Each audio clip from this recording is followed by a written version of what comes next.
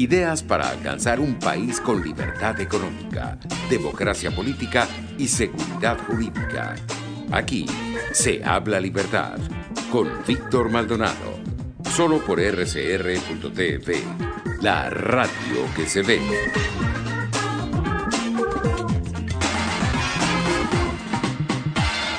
Bueno, continuamos en la segunda parte del programa de hoy, 4 de octubre del año 2021, día de San Francisco de Asís, cuyas virtudes, sabiduría, simplicidad, pobreza, humildad y caridad marcaron ese momento de la iglesia en el siglo XIII. No pasaron sino 2 años y ya lo beatificaron. Gracias a la doctora María Verónica Torres, @MaveroTorresG. Abogada, analista política, fue directora de la Escuela de Derecho de la Universidad Monte Ávila. En fin, la cara de muchachita no representa, digamos, esa inmensa experiencia y calidad analítica de ella. Además, muy enfocada en la investigación sobre la libertad religiosa, en fin, toda una activista de la libertad y de la responsabilidad. María Verónica, buenos días. Hola Víctor, gracias por esta presentación. La verdad es que de todo lo que más me alegra es tener todavía cara de muchachita. Bueno, Eso es lo que más para que vos me hace veáis, feliz. para que vos veáis. Mira, María Verónica, negociaciones, mentiras y Pandora Papers. Tú comienza por donde tú quieras. Bueno, te cuento. La poca información que se maneja todavía de la investigación de los Pandora Papers, porque detrás de eso hay que ver quién lo financió, por qué lo financiaron y cuál fue la metodología para escoger a los investigados, porque es que, como habrás visto, hay investigados de todo tipo. Hay todavía que falta información, o sea, falta saber por qué estos investigados, cuáles fueron los criterios objetivos de la investigación. Hablan de 600 periodistas, de una red de más de 600 periodistas investigadores. ¿Cuál fue el criterio para escoger estos investigadores? Un poco para curarnos, aunque yo estoy segura que muchas de las cosas que dicen ahí es cierto, pues siempre tiene que haber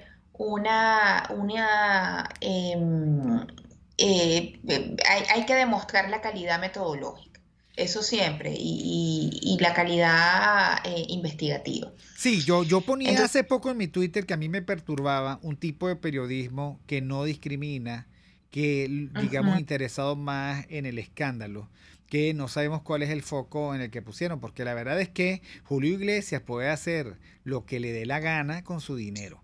¿Ok?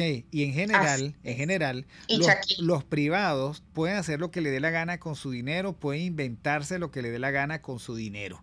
¿Ok?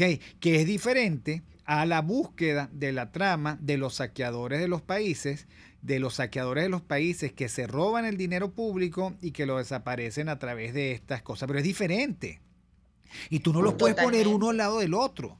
Tú no puedes poner, digamos, a toda América Latina, al presidente Lazo. O sea, tú no puedes, digamos, darle ese carajazo a la gobernabilidad de nuestro continente con una circunstancia tan escandalosa y tan mal llevada. ¿Quién financió eso? Me parece importante. ¿Soros acaso? ¿Quién financia 600 periodistas en red? ¿Ok? ¿Y por qué, digamos, la gente no tiene en este mundo debido proceso, presunción de inocencia? ¿Por qué no preguntan? ¿Por qué no resguardan el derecho que todos tienen a la intimidad y, por supuesto, a la respetabilidad de su vida privada? ¿Por qué eso no aparece? ¿Qué le pasa a América Latina y qué le pasa al mundo que está en esa? Así es, así es. Es una investigación absurdamente cara, absurdamente cara. O sea, detrás de esto, pues, y tiene que haber, bueno, si lo planteas ya tú lo planteas como que puede ser solos, a mí me parece muy lógico, porque además hay una tendencia de izquierda importante. Yo cuando leía las conclusiones, yo decía, bueno, pero ¿qué tiene que ver el manejo de la fundación de Tony Blair con el dinero que Shakira o que Julio Iglesias, lo que hacen con sus impuestos? No lo dejan de hacer. Y luego que me pareció que no había una investigación jurídica detrás de todo eso. Hay muy poca referencia a cómo se llevan los tribunales esos casos.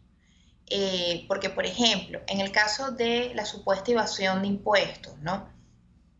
Que tiene sus matices, pero de la supuesta evasión de impuestos no hay, en estos Pandora Papers, no hay una referencia clara a cómo está el proceso tributario en los distintos países. Y ahí lo podríamos ver, porque al final del día ya cada país tiene su manera de gestionarlo.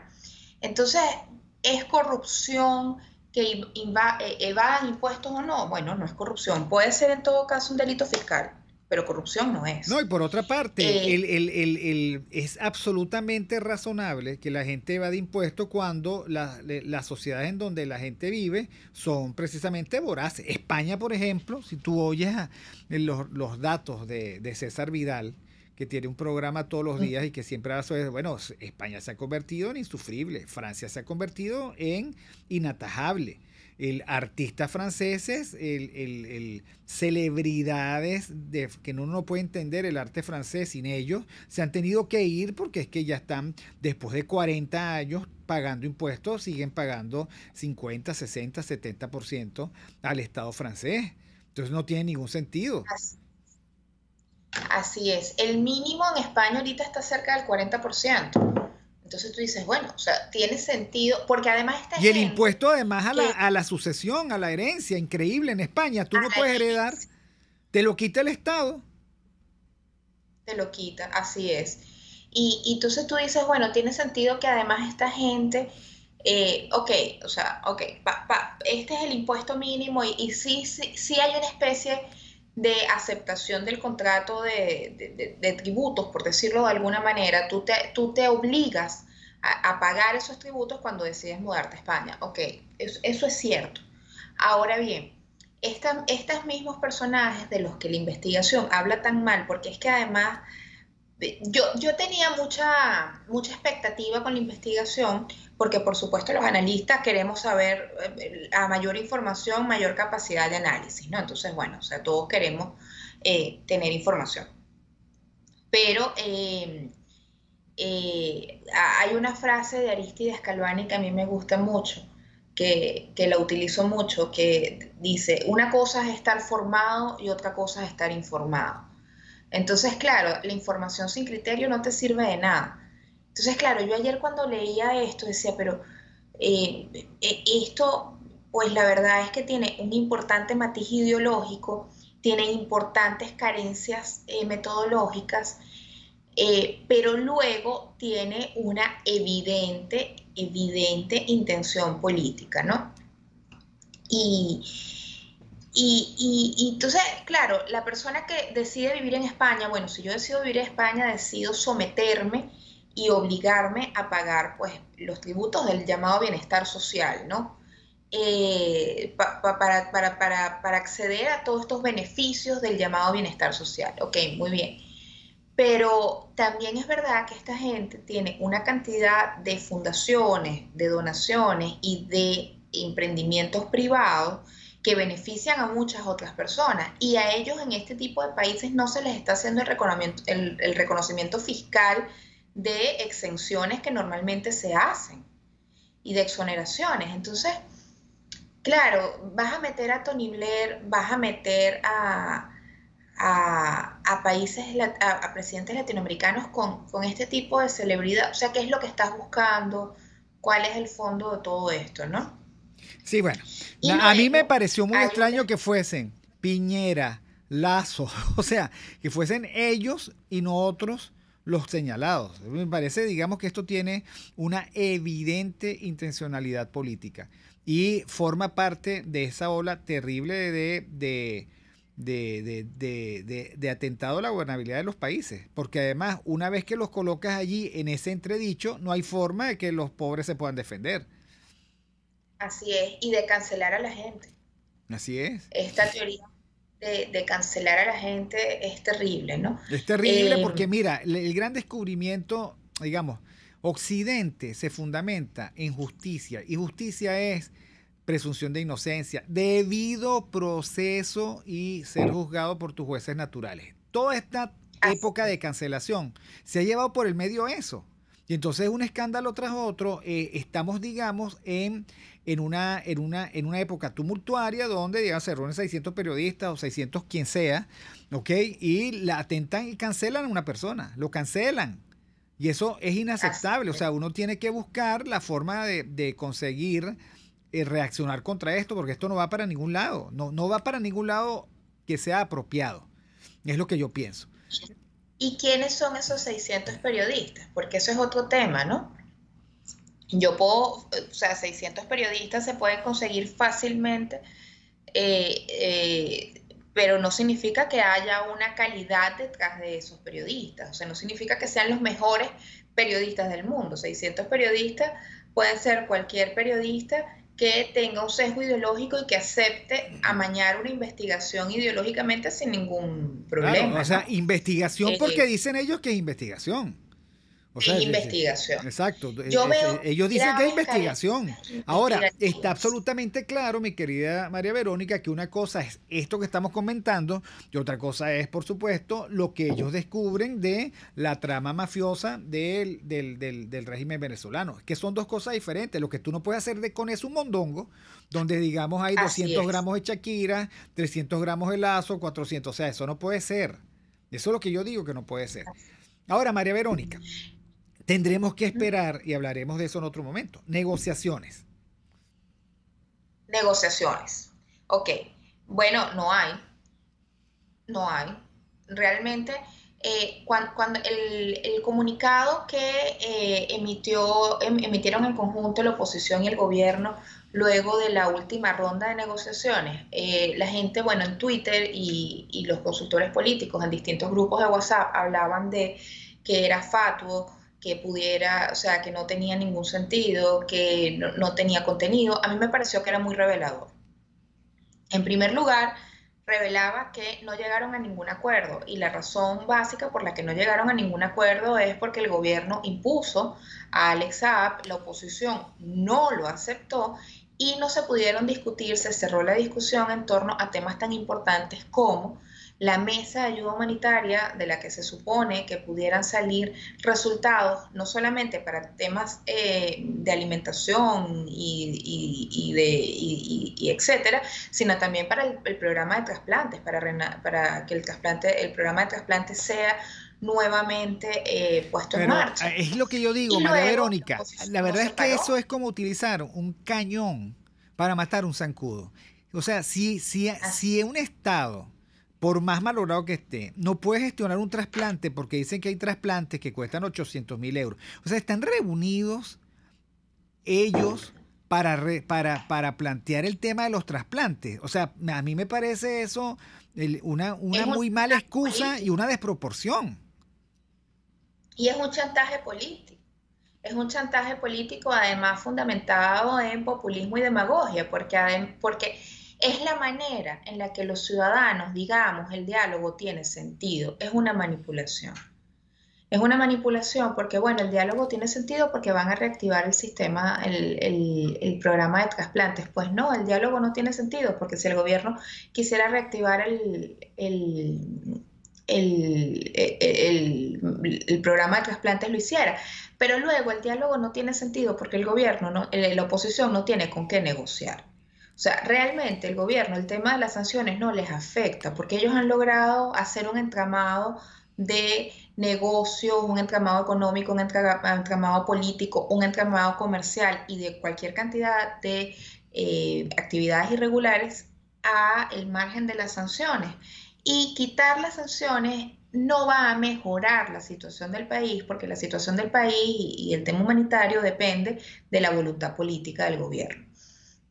Entonces, la oposición realmente manipula cuando pone en la agenda este tipo de cosas, ¿no? Yo no creo que la imposición de Alex Saab haya sido para acabar con las negociaciones, porque el gobierno todavía tiene muchos frutos que sacarle a las negociaciones. Ya le sacó la vuelta de Maduro a la comunidad internacional, ya le sacó la legitimación de las elecciones y seguramente le va a seguir sacando cosas. Yo no creo que Alex Saab sea una explosión para acabar con la negociación, pero sí creo que el gobierno lo utiliza para demostrar la importancia de Saab en un contexto geopolítico.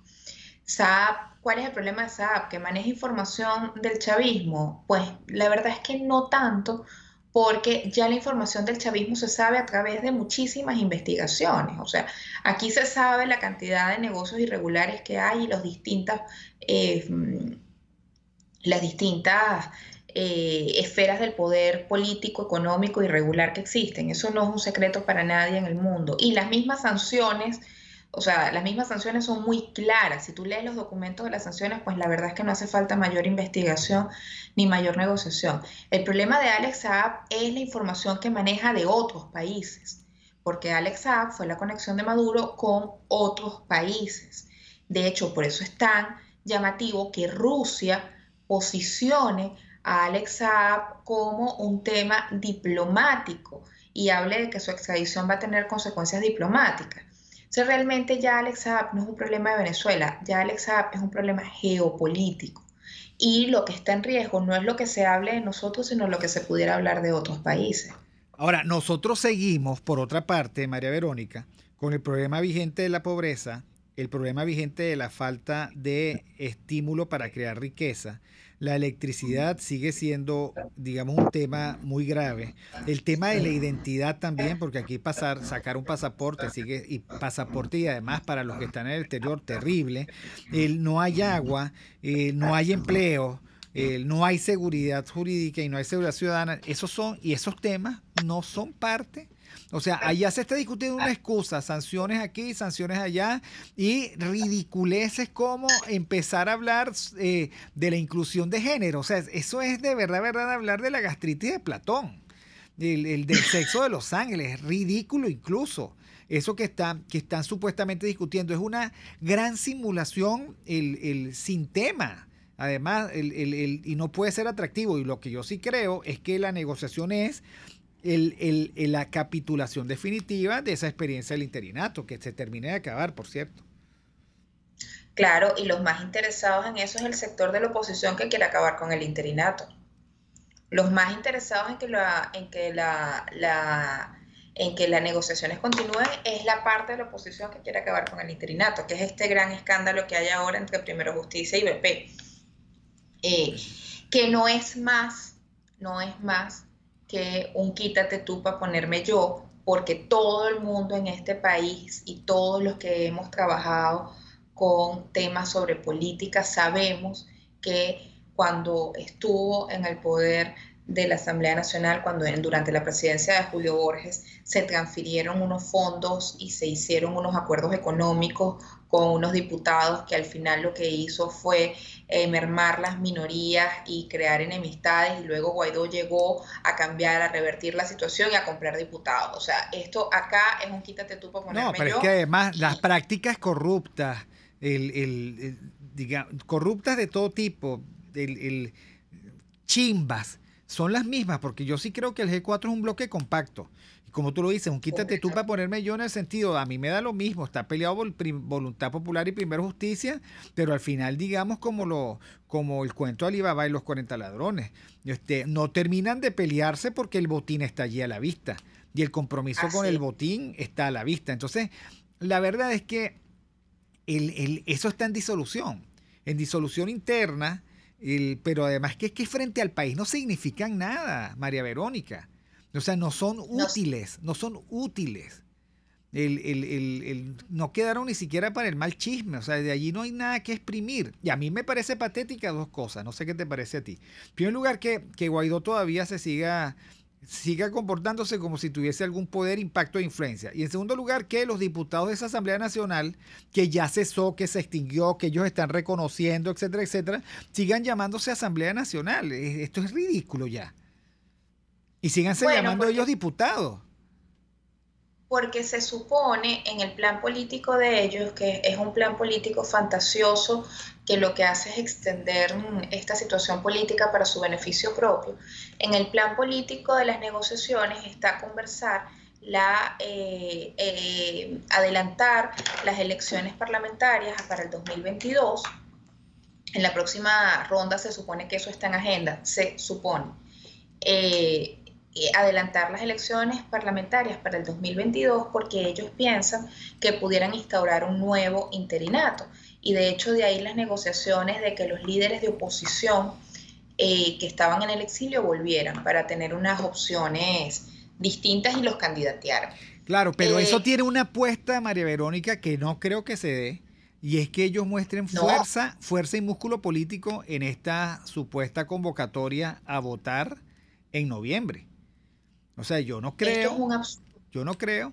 Y por otra parte, esa estética tan terrible de habilitados e inhabilitados express, Leoceni García o el otro del Táchira, o sea, ¿qué es eso?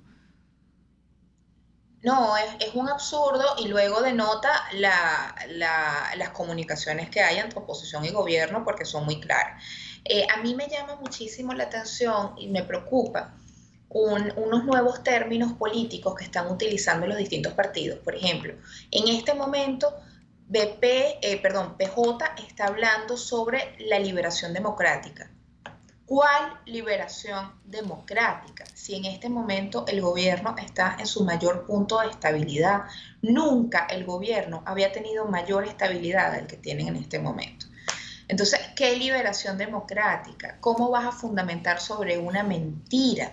O sea, es que es despreciar la dignidad humana y despreciar la capacidad de la persona de acceder a la verdad y la capacidad de la inteligencia de la persona. Es absurdo y nadie les come el cuento, porque es lo que tú me estás diciendo. Mientras ellos están discutiendo esta cantidad de sandeces, la gente está resolviendo su problema de la pobreza, su problema de la miseria, las enfermedades, las pandemias, los muchachitos que si van o no van al colegio. O sea, y no es que haya un divorcio entre las aspiraciones de la oposición y la gente, es que hay un desprecio entre la pobreza del venezolano, entre la miseria del venezolano, entre el sufrimiento humano del venezolano y las aspiraciones políticas, bueno, políticas no, porque la oposición ha desnaturalizado la política que es virtuosa, entre las aspiraciones económicas, comerciales y mezquinas de estos líderes que además andan hablando de liberación. ¿De liberación de qué? O sea, de liberación será de que la gente se liberó del cuento de los partidos políticos de oposición y está pensando en estructuras ciudadanas. Esa será la única que Julio Borges anda de que se divorcia del interinato, pero no deja el cargo. O sea, parecen estos divorcios donde no se van de la casa, ¿no? Sí, eso es como un buen amigo mío dice que cada vez que pasan estas cosas, como decías con Alibaba y los 40 ladrones, dice, esto es una conversación de gitanos, nos mentimos pero no nos engañamos. Así es así. Bueno, María Verónica Torres, @MaveroTorres, síganla en las redes sociales. Tiene una capacidad analítica y una rapidez para develar situaciones políticas admirables. Gracias a ti porque además tú has sido un gran impulso para mí, tú sabes lo agradecida que estoy yo contigo y tú sabes y yo te agradezco muchísimo que siempre estás pendiente de impulsarme y de ayudarme mucho. Y tu criterio para mí es muy importante. Síganla. Bueno, saludos a Hassan. Dile que le mando un abrazo y que mañana creo que nos vamos a tomar un café. Bueno, muchísimas gracias a todos. Gracias María Verónica Torres, @MaveroTorres. Gracias a Jaime Nestares en la dirección general de la estación. A Wilip Sarcaya en la gerencia de producción. Catherine Manzano, los tapabocas, el maquillaje y la producción. José Gregorio González, el zar de los controles. Helen Machado, la lectura de las noticias. Génesis Rodríguez en la producción de contenido. Y recuerden, Serenata Pueblerina de Manuel Enrique Pérez Díaz, esposo de María Pérez Díaz, tío de Nitu Pérez Osuna, en voz de Aldemaro Romero. Perdón, de Alfredo Saavedra.